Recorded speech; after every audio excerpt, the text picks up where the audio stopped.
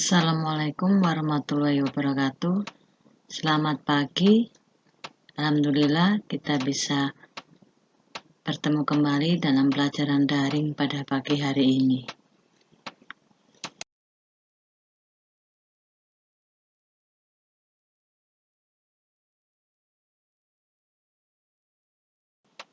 Visi SMK Wahid Hasyim. Unggul, cerdas, mandiri, berhaluan Ahlussunnah wal Jamaah.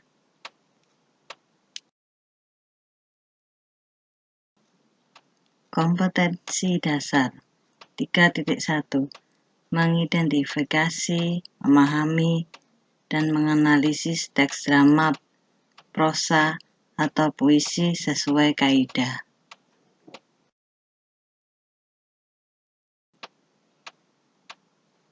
Indikator atau tujuan pembelajaran pada pagi hari ini menganalisis struktur teks geguritan atau puisi.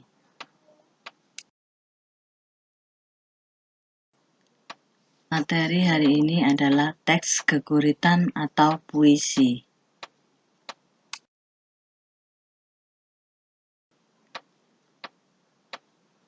Pengertian geguritan. Geguritan adalah salah satu karya sastra Jawa yang memiliki kata atau kalimat yang indah dan memiliki banyak makna dalam bahasa Jawa. Cara menyampaikan geguritan menggunakan bahasa yang memiliki rima, irama, bait, mitra, dan penyusunan kata yang baik dan tepat. Geguritan adalah puisi, yang mana puisi itu terdiri dari kata yang atau kalimat yang indah yang mempunyai makna dalam bahasa Jawa.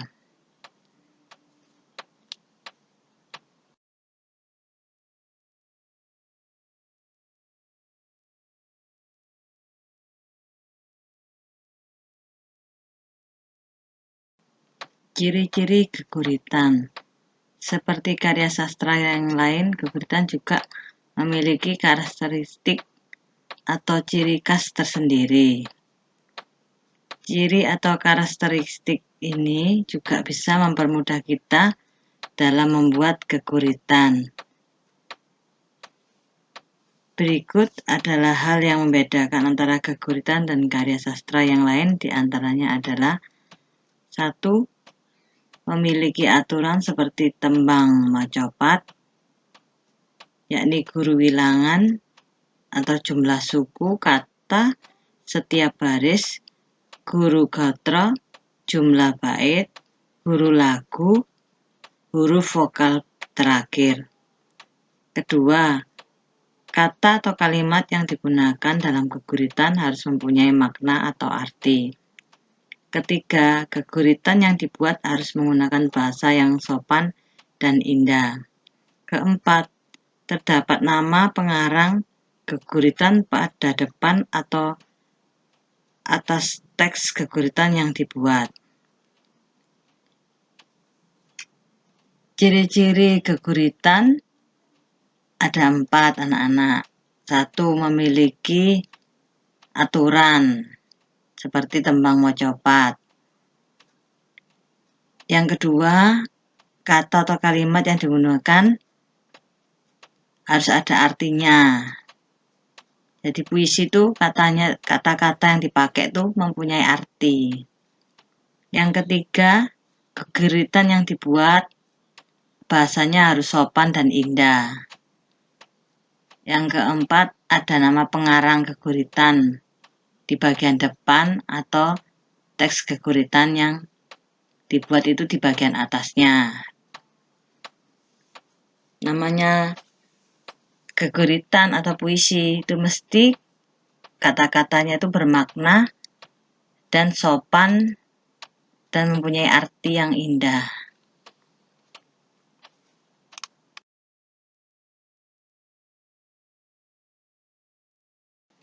Geguritan juga mempunyai unsur intrinsik. 1. Tema. Sebelum kita membuat keguritan, ada baiknya kita menentukan tema dari keguritan yang akan kita buat. Hal ini bertujuan supaya isi dari keguritan itu kita lebih spesifik dalam membahas suatu hal. Yang kedua, bahasa yang indah seperti yang sudah saya singgung di atas. Dalam membuat teks keguritan, kita harus menggunakan bahasa yang sopan dan indah. Yang ketiga, judul keguritan. Hal ini berguna untuk memberikan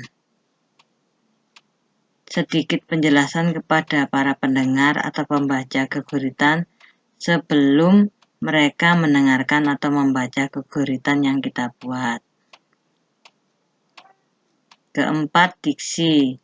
Dalam pembuatan keguritan kita harus memilih diksi atau kata yang baik, sopan dan indah. 5. Citra. 6. Purwakanti adalah alunan bunyi atau rima yang sama pada beberapa kata. 7.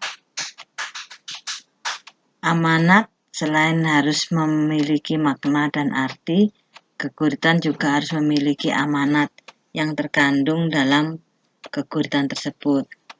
Artinya anak-anak, keguritan atau puisi kita harus ada temanya dalam membuat suatu puisi.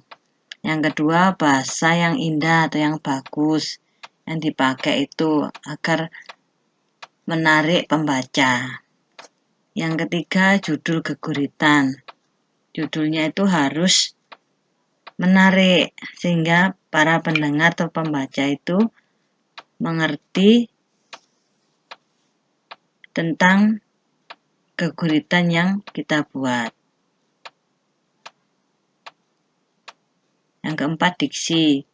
Dalam pembuatan keguritan kita harus memakai kata yang sopan dan indah. Yang kelima, citra. Artinya puisinya itu harus mempunyai wibawa. Yang keenam, Purwakanti adalah bunyi yang dipakai setiap kata di kata terakhir.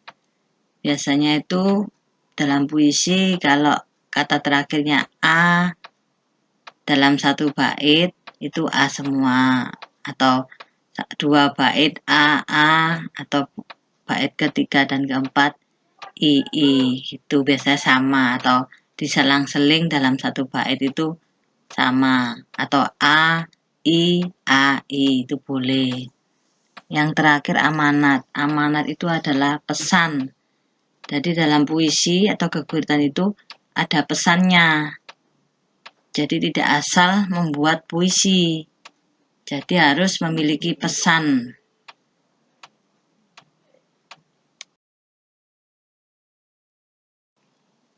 Demikian anak-anak pelajaran yang bisa Ibu berikan pada hari ini.